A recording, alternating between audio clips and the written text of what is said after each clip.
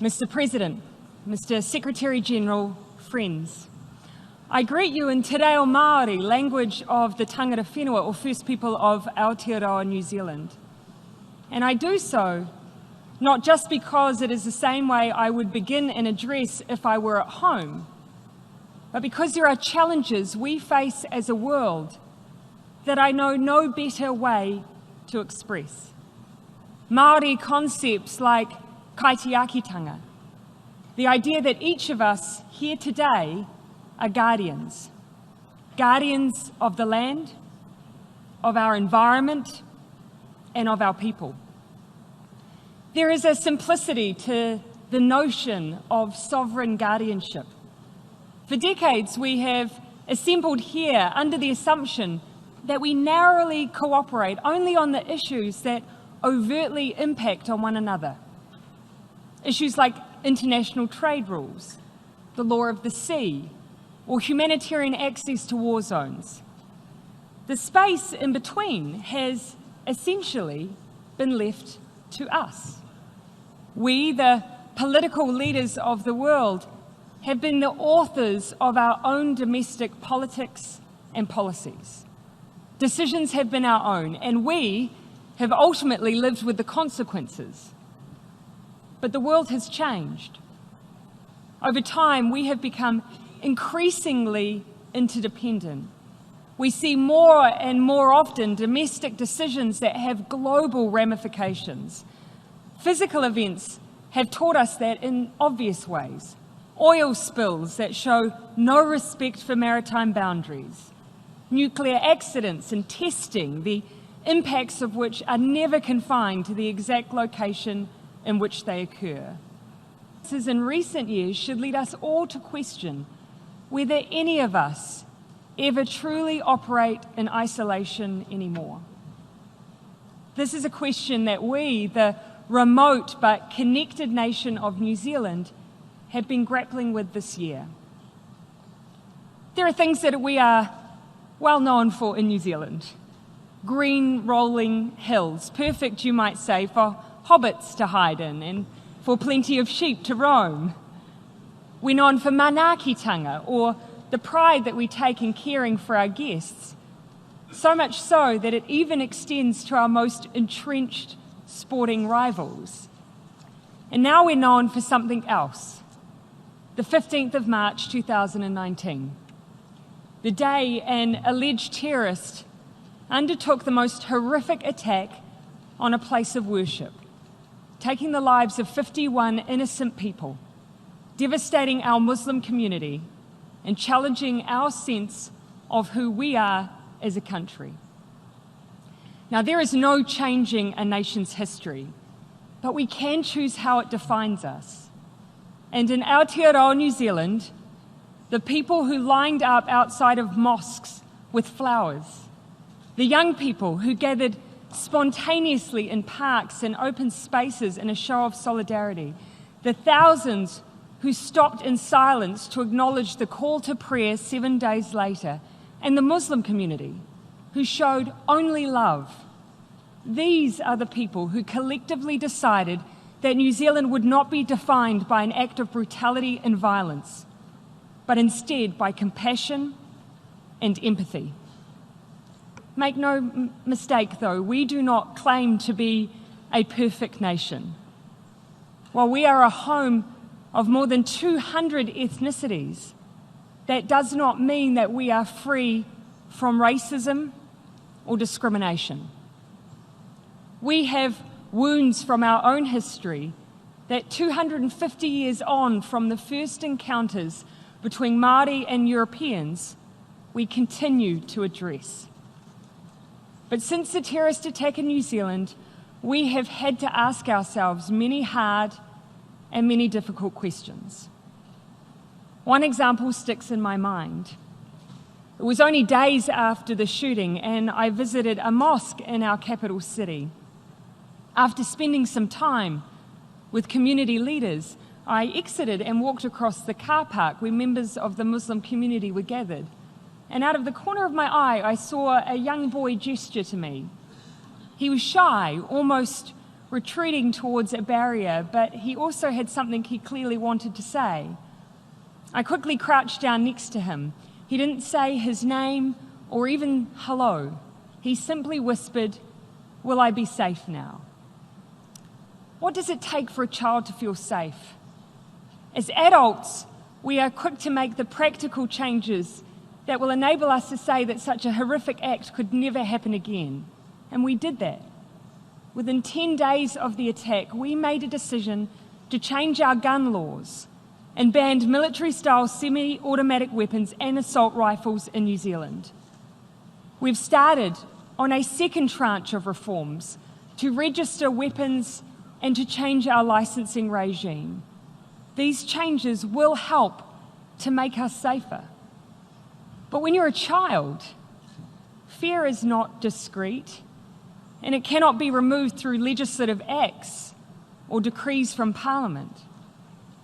Feeling safe means the absence of fear, living free from racism, bullying, and discrimination, feeling loved, included, and able to be exactly who you are.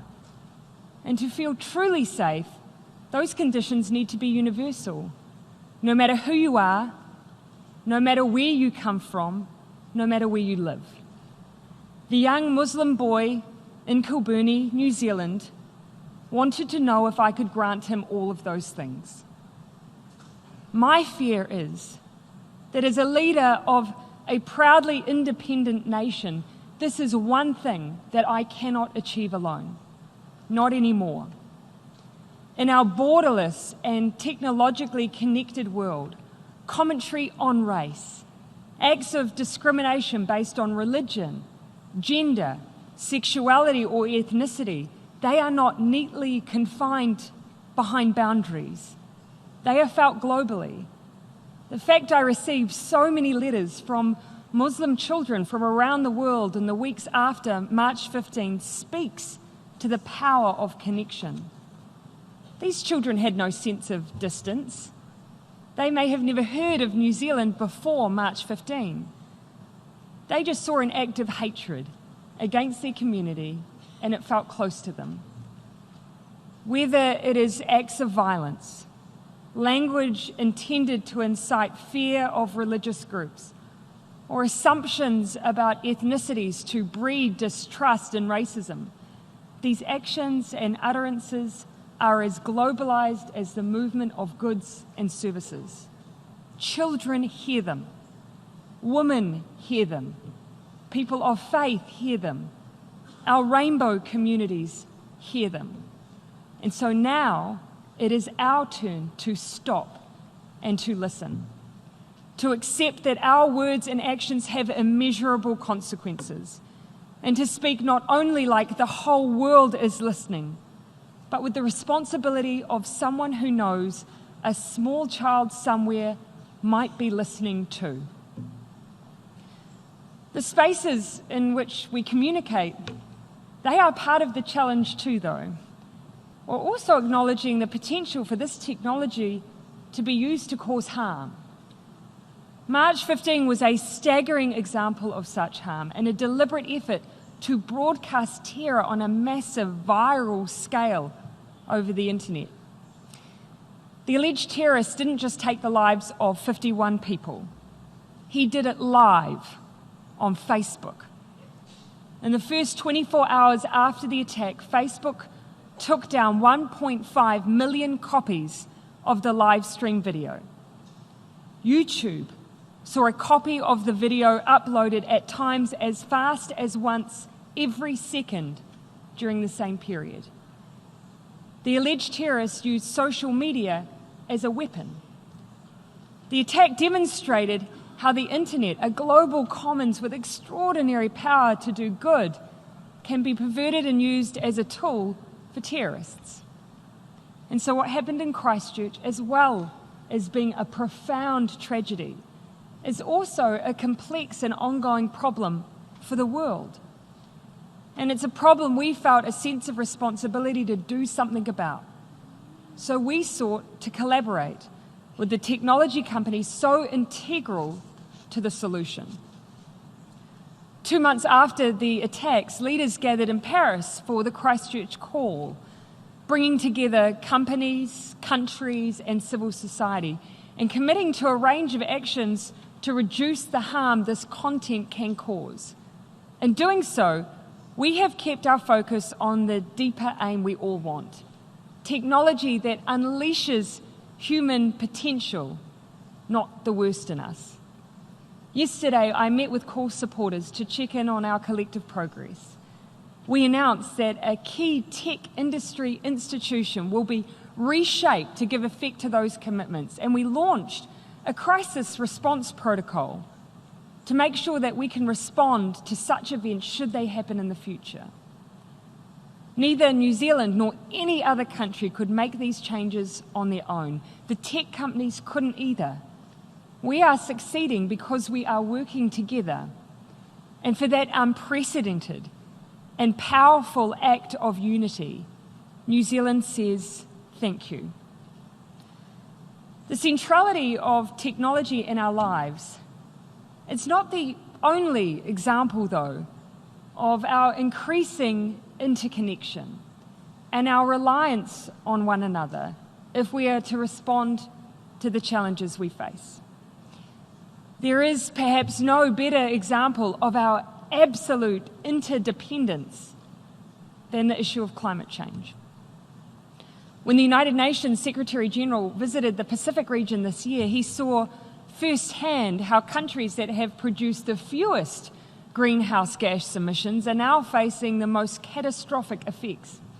In his words, to save the whole planet. In fact, 7 out of the 15 most climate-affected nations in the world sit within the Pacific region. Places like Tuvalu, with a population of just over 11,000 people, barely contributes to global emissions, but is paying the price for our collective inaction. Atolls so low-lying that in weather events, the water on either side of it can flow together and join at the narrowest points, engulfed by the sea. Or Tokelau, a beautiful set of 3 atolls that can only be accessed by boat, where the children speak knowledgeably about climate change, knowing that unlike all of the challenges their self-reliant forebears have ever faced, this is the one that is completely and utterly in other people's hands. Now, they have never met you, and nor you them, but I can tell you that their expectations on all of us are high.